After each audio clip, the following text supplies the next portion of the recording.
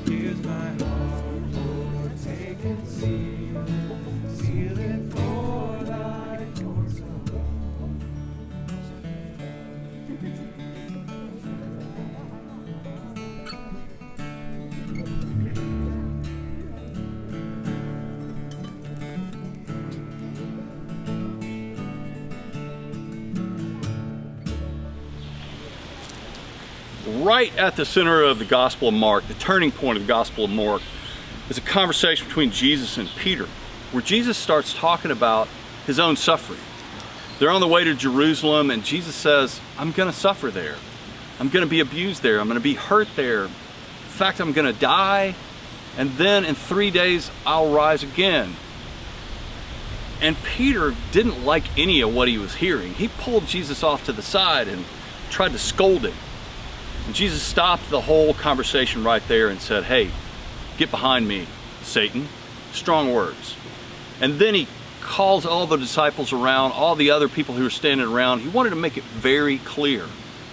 I am going to suffer here.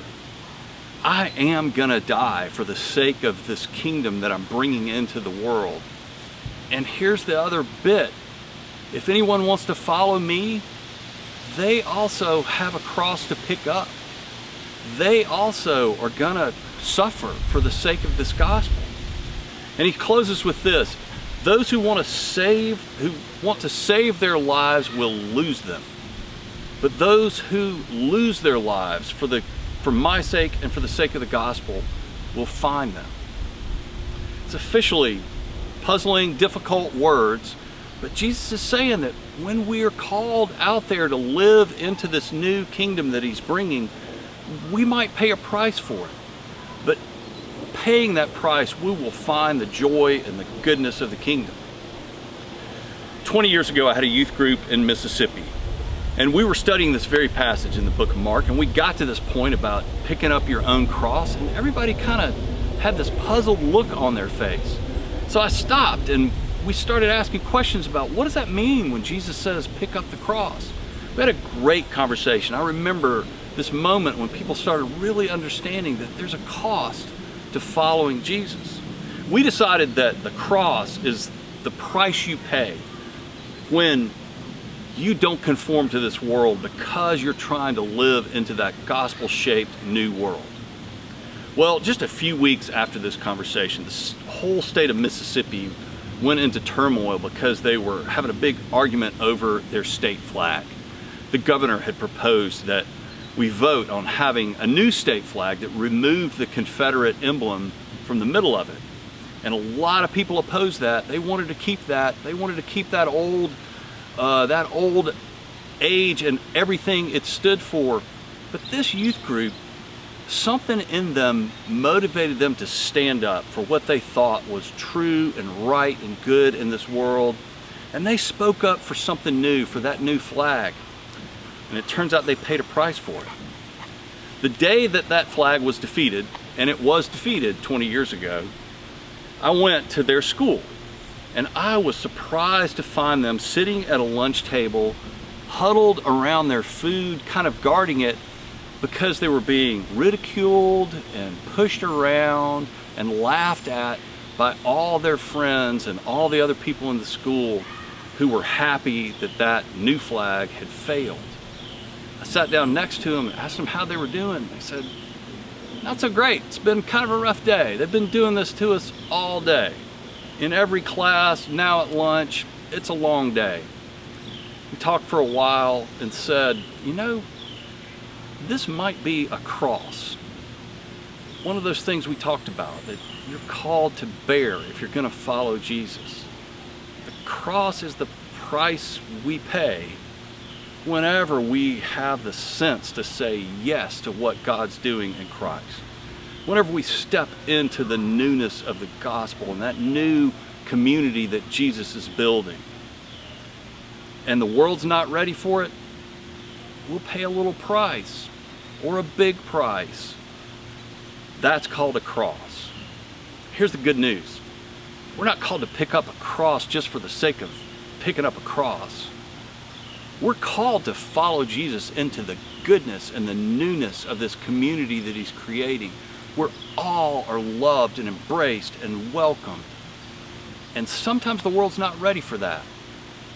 But we're called into it, and it's a joyful call. I am thankful for friends like you and friends that we find at Rockmont who stand with us, stand together as we step into that new that God's bringing in the world. Let's keep on doing what we're called to do and being who we're called to be. And we'll do that together. Thanks be to God. Amen.